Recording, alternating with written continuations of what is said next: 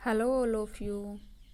तो कल हम जो प्रॉपर्टीज ऑफ चार्ज कर रहे थे, आवेश के जो गुणधर्म थे वो कर रहे थे। ठीक, तो हमने विद्युत आवेश की जो योज्यता का नियम था, एडिशनल वाला था, ऐड वाला था, वो कर लिया था। सेकंड हमने किया विद्युत आवेश की निश्चरता का नियम, जो विराम अवस्था में आवेश और गतिमान अवस्था में आवेश का मान सेम होता है। और जो विद्युत आवेश की जो योज्यता का नियम था उसमें क्या किया था, उसमें हमने जो टोटल आवेश है किसी भी वस्तु पर वो उसका योग 0 होता है। ठीक है, नेक्स्ट हम करते हैं उसी के गुणधर्म विद्युत आवेश का संरक्षण। आवेश का संरक्षण का नियम, कंजर्वेशन ऑफ इलेक्ट्रिक चार्ज। इसमें क्या होता है, किसी भी विलगित निकाय में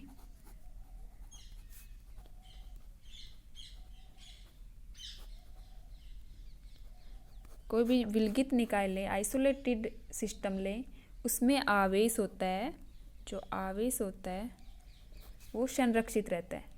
ना तो आवेश को नष्ट किया जा सकता, संरक्षण का नियम क्या है, संरक्षित रहता है उसमें आवेश। ना तो आवेश को नष्ट कर सकते हम, ना ही उत्पन्न कर सकते, बल्कि एक वस्तु से दूसरी वस्तु में हमें ट्रांसफ़र कर सकते हैं, आदान प्रदान कर सकते हैं।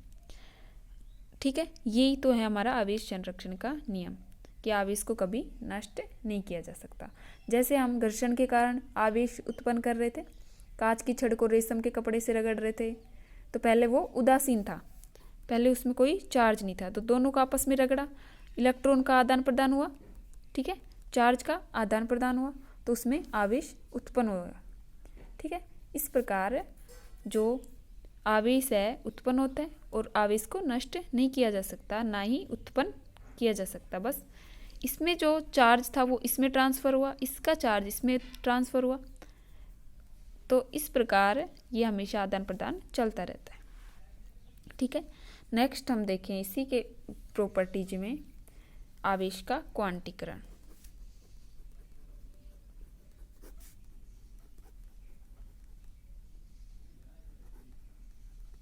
ठीक है, क्वांटाइजेशन ऑफ चार्जेज। इसमें क्या होता है, जो आवेश का जो आदान प्रदान होता है वो क्वांटीकृत होता है, मतलब सतत ना होकर क्वांटीकृत होता है।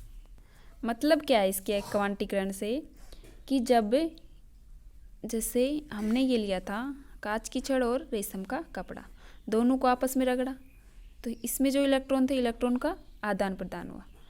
तो इलेक्ट्रॉन का आदान प्रदान होता है वो हमेशा पूर्ण संख्या में होता है, कहने का मतलब ये है पूर्ण संख्या में होता है।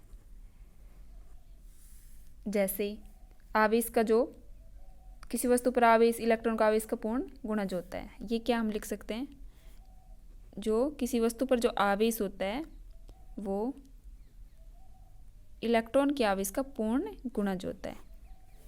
मतलब 1.2, 3.2, 5.2 इस रूप में संभव नहीं है। पूर्णांक पूर्ण संख्या होने का मतलब है 1, 2, 3 इस टाइप में होगा। तो क्या बोल सकते, आवेश एक क्वांटीकृत राशि है। ठीक है, और आवेश का जो न्यूनतम मान है, जो मिनिमम मान है, वो कब होगा, एक चीज़ देखना, Q का मान हम क्या लें, n बराबर 1 लें, एक बार 2 लेंगे, एक बार 3 लेंगे, इस टाइप का नहीं होना चाहिए, बस पूर्ण संख्या होनी चाहिए। 4 लेंगे, डॉट डॉट सो ऑन। तो n बराबर 1 लिया तो क्या आया, E आया। जो इलेक्ट्रॉन का चार्ज क्या होता है, 1.6 इंटू 10⁻⁻19 कूलम। तो जो मिनिमम क्या बोल सकते हैं इससे, जो मिनिमम चार्ज होता है वो इतना होता है, मिनिमम चार्ज। मैक्सिमम तो आगे बढ़ता जाएगा, 2 से मल्टीप्लाई होगा, 3 से होगा, n की वैल्यू जैसे बढ़ती जाएगी आवेश का मान बढ़ता जाएगा। ठीक है, जो न्यूनतम वैल्यू होती है वो आवेश की ये होती है इलेक्ट्रॉन के आवेश के बराबर। क्लियर है, तो हम कुछ एग्जाम्पल करते हैं क्वांटीकरण से रिलेटेड। ठीक है, एग्जाम्पल है हमारा, कोई भी धातु का गोला है। ठीक है, धातु का गोला है, इस पर उसको 2 कूलाम आवेश से धनावेशित करने के लिए हमें कितने इलेक्ट्रॉन निष्कासित करने होंगे। ठीक है, लिख देती हूँ क्वेश्चन। किसी धातु के गोले को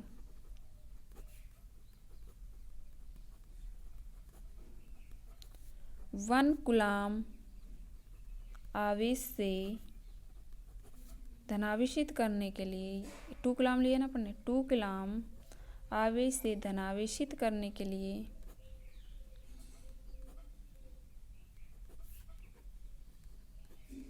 उससे कितने इलेक्ट्रॉन निष्कासित होंगे। सबसे पहले इलेक्ट्रॉन को समझो, निकलवा क्या रहा है, कितने इलेक्ट्रॉन, नंबर ऑफ इलेक्ट्रॉन निकाल रहा है, इलेक्ट्रॉन की संख्या, ये इलेक्ट्रॉन की संख्या ही तो है 1 2 3 4। तो इसका मतलब n हमारे पास पूछा है, q हमारे पास दिया हुआ है 2 कूलाम। ठीक है, और E हमारे पास होता ही है 1.6। तो निकालना क्या है, n। तो हमको पता है क्वांटीकरण, जो आवेश का क्वांटीकरण फॉर्मूला होता है उससे Q बराबर n E। ठीक है,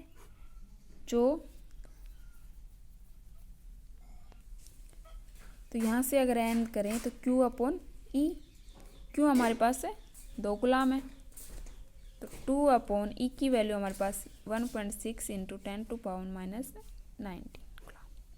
ठीक है, तो इसको सोल्व करेंगे, कर लेना इसको सोल्व। तो क्या आ जाएगा, इसको सोल्व करेंगे,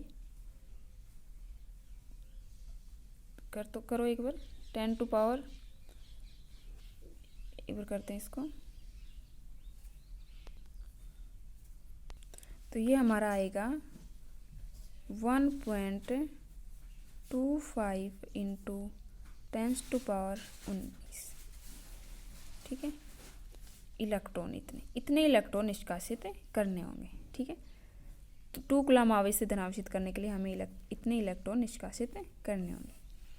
ऊपर जाएगा 10⁻19 हो जाएगा, इसमें अगर इसका डिवाइड करें तो 1.25। क्लियर है। तो कल करेंगे हमें कूलाम का नियम, जो इम्पोर्टेंट है। ठीक है, हर जगह यूज होता है कूलाम का नियम, तो कल करेंगे हम कूलाम का नियम। आज इतना ही काफ़ी है। Okay, bye bye.